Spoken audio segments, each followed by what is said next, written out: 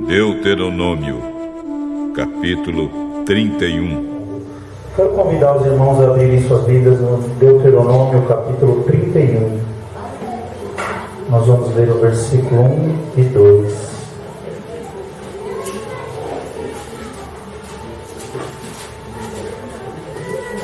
Só mais um aviso: quem não tomou ceia pela manhã, no final do culto, vem à frente que nós estaremos servindo. Amém?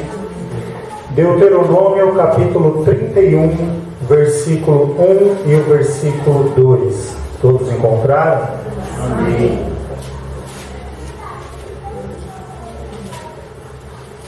Diz assim: Depois foi Moisés e falou estas palavras a todo Israel, e disse-lhes: Da idade de 120 anos sou eu hoje, já não poderei mais sair e entrar. Além disso, o Senhor me disse: não passarás o Jordão. Amém? Amém. Nós falamos um pouco aqui esses dias, né, sobre algumas questões, e eu até comentei uns dias atrás sobre a questão de Moisés. Foi um homem que, levantado por Deus, né, para conduzir o povo, para libertar o povo da terra do Egito. E ainda nós falávamos que Moisés, ele era o homem mais manso da terra. Mas acontece que Moisés, ele tem êxito, né? O livro do Êxodo que eu vou falar também, misturando. Tem êxito para atravessar um mar, mas Deus o proíbe de cruzar um rio. Eu até comentei esses dias atrás sobre isso, nós vamos aprofundar um pouco mais essa questão. Eu não sei se os irmãos têm um mapa bíblico aí nas suas Bíblias, mas se os irmãos tiverem, depois os irmãos olhem lá no final. O Mar Vermelho, quando ele vem ali até a terra do Egito, ele avança, as águas do mar avançam sobre o continente, formando dois golfos. Se os irmãos abrirem suas Bíblias, nos mapas bíblicos aí no final, os irmãos vão ver que o Mar Vermelho ali é como se ele fosse dois dedos assim, ó, nessa posição que eu estou. São dois golfos, dois canais. Quando a água ela entra em um espaço pequeno de terra no continente, ela é chamada de baía, não é? Que nem nós temos no Rio de Janeiro, a Baía de Guanabara. Mas quando o volume de água ele entra por um trecho muito extenso, ele é chamado de golfo. E esses dois golfos, existe um golfo que é o Golfo de Acabá e o outro golfo é o Golfo de Suez. Naquela época não havia esses nomes, que esses nomes agora são modernos, né? O de Acabá acho que até havia, o de Suez acho que esse nome é mais recente. Mas o Golfo de Suez foi por onde o povo de Israel atravessou. Esse golfo, que é o Mar Vermelho, essa parte que o Mar Vermelho adentra no continente. Ele estende dentro do continente cerca de 300 quilômetros de comprimento. E a largura desse golfo, por onde o povo atravessou, ele varia em alguns pontos entre 19 a 30 quilômetros, né? Mais ou menos dentro dessa faixa. Então, o trecho que o povo cruzou do Mar Vermelho, que o mar se abriu para eles passarem, ele oscilava dentro dessa distância, entre 19 a 30 quilômetros, mais ou menos, 19 a 25 quilômetros, alguma coisa assim. Vale lembrar que quando Deus abre o mar para o povo passar, a Bíblia diz que sopra um vento, não foi? Veio um vento oriental intenso, que ele faz aquela abertura, aquela separação das águas para o povo passar. E a travessia, ela durou cerca da noite toda. Quanto tempo a gente caminha 20 quilômetros, vai? Se você tiver aí um passo acelerado, eu acho que... São os corredores, né? Eu acho que umas 4 horas num ritmo firme, acho que dá para caminhar uns 20 quilômetros, não é? Mas imagina um povo saindo da terra do Egito, cheio de coisas, de bagagem, de despojo que eles estavam levando, e cerca de 1 a 2 milhões de pessoas. A profundidade profundidade, segundo os estudiosos, isso que eu estou falando aqui, essas medidas, isso aí quem procurar no Google acha, tá? Não estou descobrindo a pólvora aqui não. A profundidade varia ali entre 35 e 50 metros de profundidade do mar onde se abriu para eles passarem. Eles saem do delta do Nilo ali, no mapa bíblico os irmãos veem que o delta do Nilo fica à esquerda, eles cruzam esse Golfo de Suez, chegam no deserto. E eu acredito até que o vento fosse favorável a eles, que eles entraram naquele canal de vento que soprava para abrir as águas, e o vento favorável ajudou eles ali na travessia, não é? Então realmente ali foi um milagre de Deus que proporcionou que o povo atravessasse essa extensão tão longa do Mar Vermelho, não é? E o texto que nós lemos aqui diz que Moisés aqui já era da idade de 120 anos, que ele já não podia mais ir e vir, e o Senhor havia dito que ele não passaria o Jordão.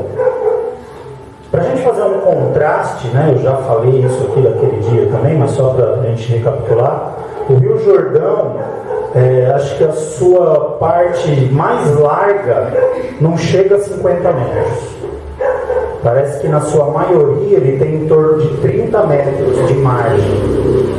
E a profundidade do Jordão, parece que o ponto mais profundo, parece que varia de 4 a 7 metros de profundidade. Sendo que a maior parte do Rio Jordão você consegue atravessar a pé sem a água te encobrir. Alguns pontos que são mais profundos. Então, se a gente considerar essas duas questões, você cruzar o mar, vamos levar aqui cerca de 20 quilômetros, com cerca de 50 metros de profundidade, e você ter êxito nessa travessia, e depois você ser reprovado para atravessar um rio, é frustrante, no mínimo, não é? E vamos procurar entender um pouco dessa situação.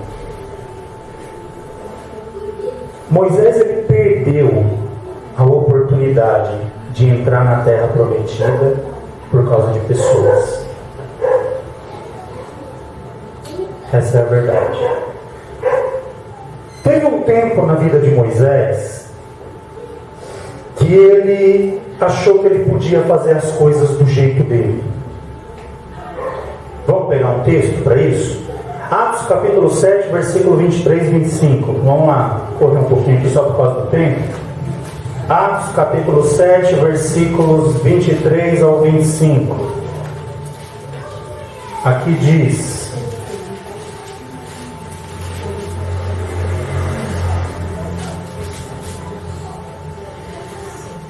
e quando completou a idade de 40 anos, veio-lhe ao coração ir visitar seus irmãos, os filhos de Israel.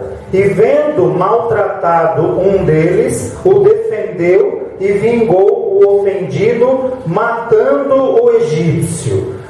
Vou ler aqui o 25. Ele cuidava que seus irmãos entenderiam que Deus lhe havia de dar a liberdade pela sua mão, mas eles não entenderam. Moisés aqui tinha quantos anos? 40. Nesse episódio de Atos aqui que nós lemos, 40. Ele ainda morava no Egito. Ele ainda vivia na casa de Faraó. Ele teve o desejo do coração de visitar os irmãos, os hebreus. Quando ele vai ali visitar os hebreus, que eram escravos no Egito, na terra de Gósen, ele vê um egípcio maltratando um hebreu, o humilhando, espancando, açoitando. Moisés fica indignado com aquilo. Ele vai e mata aquele egípcio. Na cabeça dele, como nós lemos aqui no texto, ele tinha no coração dele que ele seria o libertador do povo hebreu da terra do Egito, e que os seus irmãos entenderiam aquilo que ele fez. Só que os seus irmãos não entenderam. Quando Moisés mata o egípcio, depois ele esconde o corpo para que ninguém descobrisse, ele achou que o povo de Israel ali cativo ia recebê-lo bem. mas o povo não o recebeu. Para o povo de Israel, Moisés era um egípcio. Notem que aqui Moisés, ele age da maneira que ele achava que deveria agir. A direção dele era correta? Sim. Ele sentiu de Deus que ele seria um libertador daquele povo. Mas a maneira de agir foi por conta própria. E quantas vezes nós não fazemos assim? Nós temos talvez uma direção de Deus para fazer alguma coisa, mas a gente não espera a revelação dessa direção. Então quer dizer que agora eu vou fazer tal coisa na obra de Deus. Aí você não espera uma direção para aquilo, você vai e começa a fazer do teu jeito. Não, porque eu já entendo desse negócio, eu já manjo disso aqui. Não, agora deixa comigo, tá tudo sob controle. E a gente tende a agir dessa forma. Grandes conquistas nas nossas vidas, elas vêm das mãos de Deus. Mas pequenos tropeços nas nossas vidas vêm por conta das nossas ações. Moisés teve uma grande conquista quando cruzou um mar, mas teve um pequeno tropeço ao tentar cruzar um rio e lhe foi impedido. Aqui nós vemos essa figura de Moisés. Um homem que matou alguém e achou que seria compreendido. Nós conhecemos a história, não vou me alongar nessa passagem por causa do tempo. Moisés foge do Egito, vai lá para o deserto, não é? Se casa, constitui família, fica lá cuidando do gado do sogro, depois de 40 anos. Aqui no texto de Atos ele tinha 40. Passam-se mais 40 anos. Aí nós caímos lá no Êxodo 3. Vamos voltar lá no Êxodo 3, para a gente entender aqui. No Êxodo capítulo 3, Deus novamente acende esse desejo no coração de Moisés. Só que agora a gente vai notar algumas diferenças. No Êxodo 3, quando Deus fala com Moisés, vamos ler aqui o versículo 5 para a gente ganhar tempo. Deus ele aparece ali naquela sarça, né, de fogo, que pegava ali, queimava aquele arbusto, aquela sarça, mas ela não se consumia pelo fogo. E aqui no versículo 5 diz: não te chegues para cá, tira os sapatos de teus pés, porque o lugar que tu estás é terra santa. Deus chega para Moisés se revelando e ordenando: tira o sapato dos teus pés. Moisés vai e tira os seus sapatos. Notem que aqui a gente já vê um outro tipo de homem. Um homem que ouve a Deus e obedece. Aí Deus começa a falar aqui com Moisés: olha, Moisés, eu vou realmente te levantar para você ser o libertador do povo da terra do Egito e tal. E Deus começa a falar para Moisés alguns questionamentos. E Deus fala: faz o seguinte, Moisés, enfia a mão aí no peito, dentro da tua blusa. Moisés vai lá, enfia a mão dentro da blusa, olha, está leprosa. Aí Moisés olha e Deus fala: põe de novo a mão aí dentro do teu peito e na tua blusa. Ele vai lá, põe a mão de novo, tira, está curada. Você tem o que na tua mão, Moisés? Um cajado, joga no chão. Moisés joga o cajado, vira uma serpente. Aí Deus olha assim e fala: agora pega na cauda da serpente. Você tem coragem, né? Você tem coragem. Ele vai lá e pega na pontinha da cauda da serpente, volta a ser um cajado. Quer dizer, o que Deus está ensinando para Moisés aqui? Obedecer, obediência. Aí ele fala assim: você vai dizer assim a Faraó: assim diz o Senhor, o Senhor diz que é para você libertar ou deixar o povo sair da terra do Egito. Quando Moisés se encontra com o Faraó lá no Êxodo 4, no Êxodo 5, ele repete até as vírgulas daquilo que Deus havia dito para ele. Ele chega na presença de Faraó: assim diz o Senhor, o Deus de Israel visitou o seu povo, exatamente como Deus havia lhe dito. Então, irmãos, para nós vencermos as grandes coisas, como também as pequenas na nossa vida, nós precisamos obedecer a Deus. Vejam que aqui era outro homem. Aquele homem, aquele ímpeto de não, eu sou o libertador, agora eu resolvo do meu jeito, vamos matar esse, vamos fazer assim, deu tudo errado. Mas quando ele entra pelo caminho da obediência, ele vê a mão de Deus com ele. Tem um versículo que testifica isso para nós. Atos Apóstolos, capítulo 5, versículo 32. Vamos ler lá, para a gente embasar isso aqui melhor.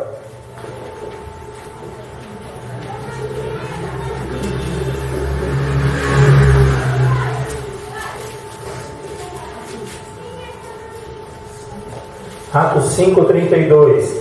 E nós somos testemunhas acerca destas palavras, nós e também o Espírito Santo que Deus deu àqueles que lhe obedecem. Quem é que tem o Espírito de Deus? Quem obedece. Como que nós podemos ser guiados pelo Espírito se nós não andarmos em obediência? Ai, mas irmão, eu obedeço a Deus. Quando Deus pede algo para mim, quando Deus estipula algo, eu faço. Mas e nas pequenas coisas? Tá bom, você atravessa mares com Deus, eu creio. Mas e os rios? E os riachos? E as pequenas coisas do dia a dia? Atravessamos ou falhamos? Porque a obediência a Deus, ela precisa ser em todo tempo. E notem que Moisés, ele vence as coisas maiores porque ele anda em obediência. Esse era o segredo de Moisés. Não era ninguém diferente de nós. Ele simplesmente aprendeu a obedecer a Deus. Mas existe uma coisa, irmãos. Conviver com pessoas erradas nos faz, muitas vezes, perder a terra prometida. Esse é o problema que a gente precisa entender. Existem pessoas que nos tiram da terra prometida. Pense no que eu vou dizer agora. Para você ganhar o céu, é você com Deus. Ninguém te ajuda. Ah, eu vou para o céu porque meu pai é crente. Funciona? Eu vou para o céu porque minha mãe é crente. Funciona? Eu vou para o céu porque eu sou crente. Porque eu creio em Jesus como meu Senhor e meu Salvador. A disposição da fé, ela nasce, ela brota dentro de mim. Então eu vou para o céu sem a ajuda de terceiros. Humanamente falando, né? É óbvio que nós vamos para o céu pelo sacrifício de Jesus. Estou falando humanamente, de uma forma humanamente. Mas pessoas nos levam ao inferno. Ninguém te leva para o céu, mas pessoas te levam para o inferno. É certo ou não? Mas pessoas te influenciam para você ir para o inferno. Te enganam para você ir para o inferno. Que tipo de gente que Moisés lidava naquele deserto? Vamos lá, Êxodo capítulo 17. Vamos correr um pouquinho aqui, daqui a pouco vai ficar mais claro o que a gente tem para falar. Êxodo capítulo 17, versículos de 1 a 7.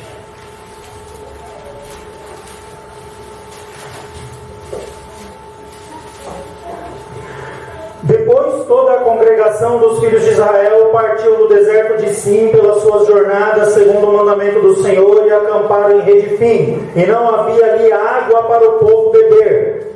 Então contendeu o povo com Moisés e disse: dá-nos água para beber. E Moisés disse-lhes: por que contendeis comigo? Por que tentais ao Senhor? Tendo, pois, ali o povo sede de água, o povo murmurou contra a Moisés e disse: por que nos fizeste subir do Egito para nos matares de sede, a nós e aos nossos filhos e ao nosso gado? E clamou Moisés ao Senhor, dizendo: que farei a este povo? Daqui a pouco me apedrejarão. Então disse o Senhor a Moisés: passa diante do povo e toma contigo alguns dos anciãos de Israel, e toma na tua mão a tua vara com que feriste o rio, e vai. Eis que eu estarei ali diante de ti sobre a rocha em Horebe, e tu ferirás a rocha, e dela sairão águas, e o povo beberá. E Moisés assim o fez diante dos olhos dos anciãos de Israel, e chamou o nome daquele lugar de Massá e Meribá, por causa da contenda dos filhos de Israel, e porque tentaram ao Senhor, dizendo: está o Senhor no meio de nós ou não? Esse era o tipo de gente que Moisés lidava.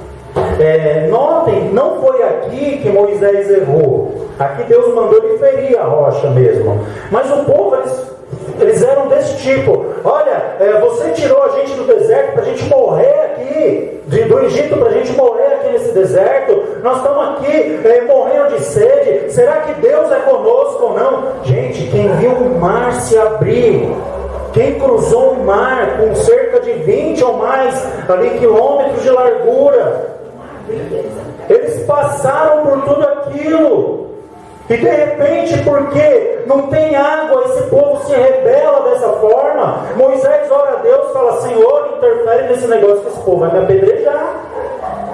Olha o tipo de gente que Moisés estava lidando. Muitas vezes pessoas, elas podem fazer com que a gente perca a nossa bênção, principalmente em quem ocupa cargo de liderança.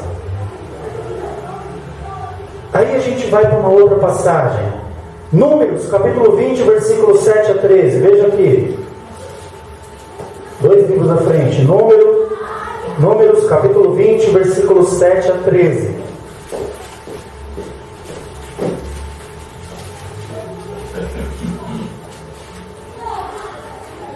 E o Senhor falou a Moisés, dizendo: toma a vara e ajunta a congregação, tu e Arão teu irmão, e falai a rocha perante os seus olhos, e dará a sua água. Assim lhe tirarás águas da rocha, e darás a beber à congregação e aos seus animais. Então Moisés tomou a vara de diante do Senhor, como lhe tinha ordenado, e Moisés e Arão reuniram a congregação diante da rocha. E Moisés disse-lhe: ouve agora, rebeldes, porventura tiraremos águas desta rocha para vós? Então Moisés levantou a sua mão e feriu a rocha 2 vezes com a sua vara, e saíram muitas águas, e bebeu a congregação e os seus animais. E versículo 12: e o Senhor disse a Moisés e Arão: porquanto não me creste a mim para me santificar diante dos filhos de Israel, por isso não metereis esta congregação na terra que lhe tenho dado. Estas são as águas de Meribá, porque os filhos de Israel contenderam com o Senhor, e o Senhor se santificou neles. A mesma situação novamente. Outra passagem, no mesmo lugar, o povo reclama da mesma forma, só que agora a ordem para Moisés é diferente. Moisés, junta Arão teu irmão, junta o povo, e fala a rocha para que ela dê água, para você glorificar o meu nome. A primeira vez Deus mandou bater, dessa vez Deus mandou falar. Moisés junta o povo, chama o irmão Arão, e quando Moisés olha, irado, olha aqui, seus rebeldes, ele levanta o cajado e dá 2 pancadas na rocha. Pá, pá. Aí aquilo começa a brotar água, o povo bebe. A necessidade do povo foi saciada? Foi. No momento ali foi. Mas o que aconteceu com Moisés? Por causa de quem? Do povo. Mas espera aí, por que Moisés se comportou dessa forma? Você está com a tua Bíblia aberta aí em Números 20? Nós lemos o versículo 7, né? Vê o título do versículo 1. Vê aqui no capítulo 20, o texto aqui, o subtópico aqui antes do versículo 1. O que havia acontecido com Moisés? A irmã de Moisés havia morrido. A irmã mais velha de Moisés havia morrido. Aquela que tirou ele do cesto no Nilo, aquela que ajudou na criação dele. Ele perdeu aqui a irmã mais velha. E esse povo que caminhava com ele, ninguém respeitou o luto de Moisés. O povo podia ter olhado e falado: olha, Moisés está sofrendo, ele perdeu a irmã, ele perdeu a sua irmã mais velha. A irmã mais velha para ele foi como uma mãe. E ninguém levou isso em consideração. Olha, nós vamos lá reclamar para ele de novo, vamos se virar por aqui, vamos dar um jeito, vamos encher as paciências de Moisés essa semana não, vamos dar uns 15 dias para ele chorar a morte da irmã. Mas ninguém respeitou o luto de Moisés. Aquele povo continuava ali, rebelde, reclamando. Vamos lá, eu não quero saber que a irmã dele morreu, ele é responsável. Moisés, estamos morrendo de sede, Deus é conosco, não é?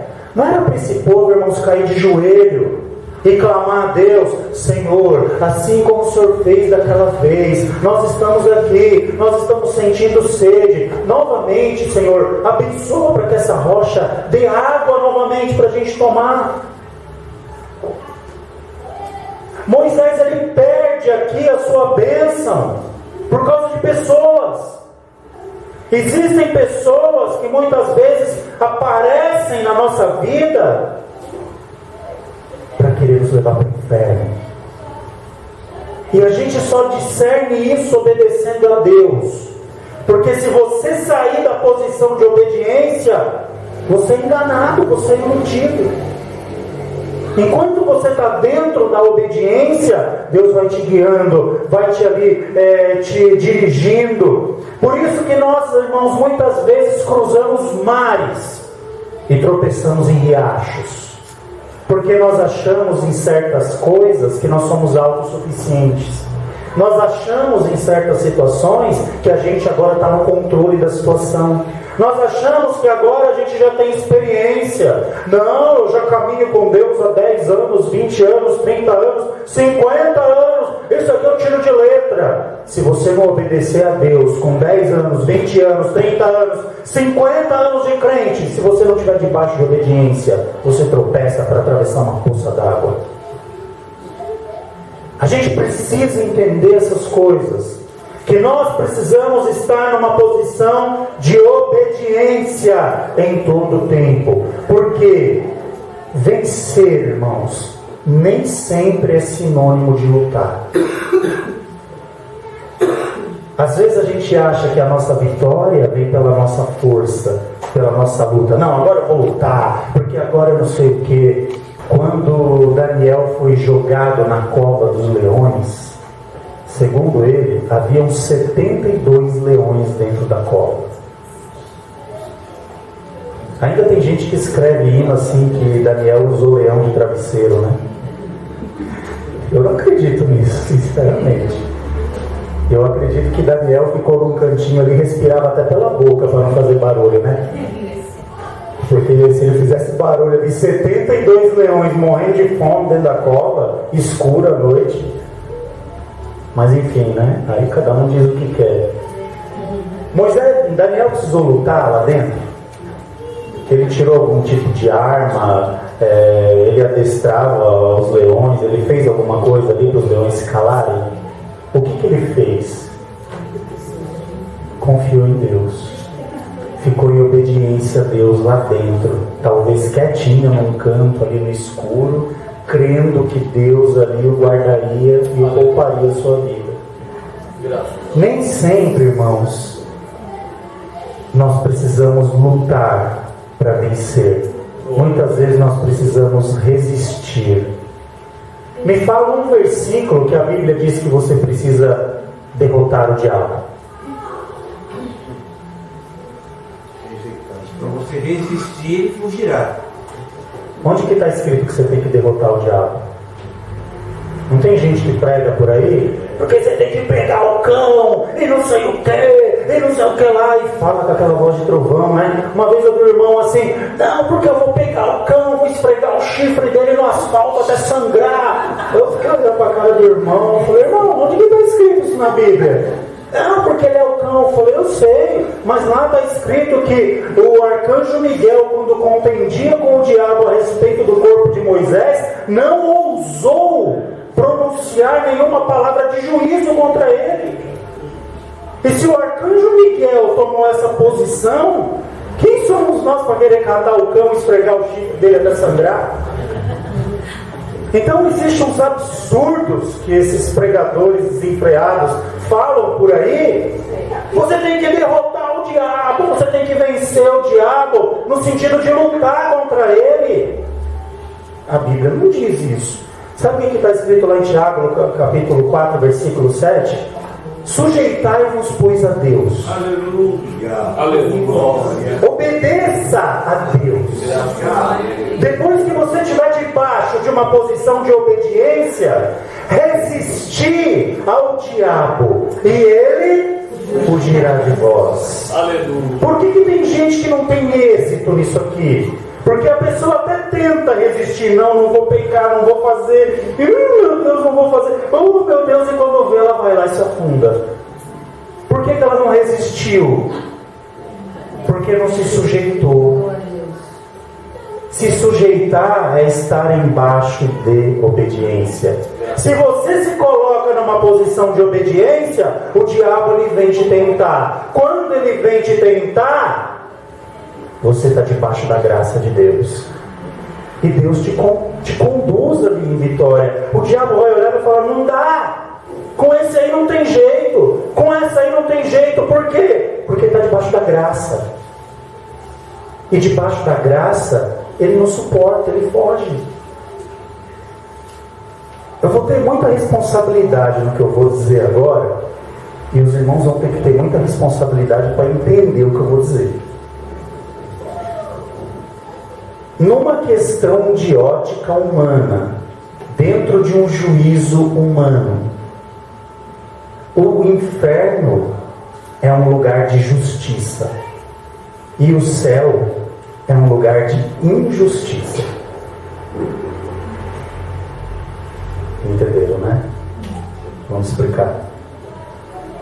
Dentro da ótica humana, de uma visão humana, quem aqui é merecedor de ir para o céu? Ninguém. Então nós, no céu, se não fosse por Jesus, seria injusto a gente estar lá. Mas o inferno é a justiça que nos cabe. Dá para entender o que obedecer a Deus te produz? Moisés, ele não pôde entrar na terra. Ele não perdeu a salvação dele, tá? Não foi lhe concedido entrar na terra. Era uma figura, tipificava a nossa terra prometida. Mas existem situações, por falta de obediência e pessoas ao nosso redor que podem nos impedir de entrar na terra.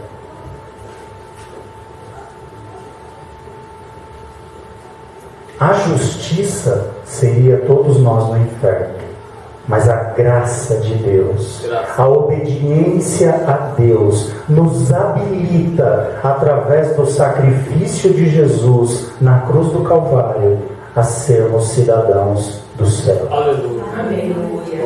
Está entendendo por que a obediência é importante? Porque pelo teu mérito, pelo meu mérito, pelo nosso mérito, ninguém merece o céu. E se nós não estivermos debaixo de obediência, esquece. Não tem jeitinho, não tem, olha, entra aqui, tem um buraquinho, uma fresta, vem cá, ninguém está vendo, não vai dar. E a gente precisa entender essas coisas.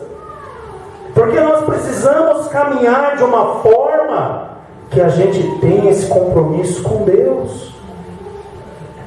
Porque coisas bobas, irmãos, podem nos fazer perder a bênção. O problema é que as pessoas focam nos mares da vida e desconsideram os riachos, os pequenos valados, os rios. Isso aqui eu tiro de letra, isso aqui eu venho correndo no impulso, eu pulo. Se você pular fora da direção de Deus, você se arrebenta.